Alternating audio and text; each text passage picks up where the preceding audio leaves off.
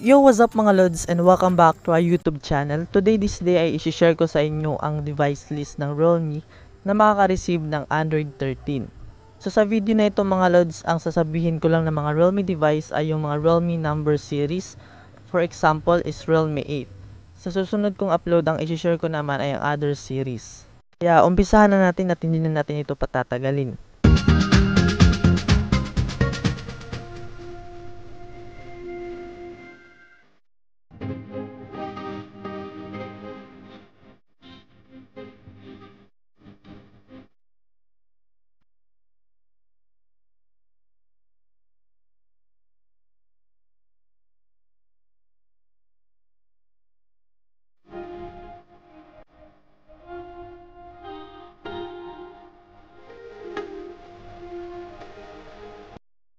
Thank you for watching mga lods, na nagustuhan niyo ang video at kung nagustuhan niyo naman, please give it a big like.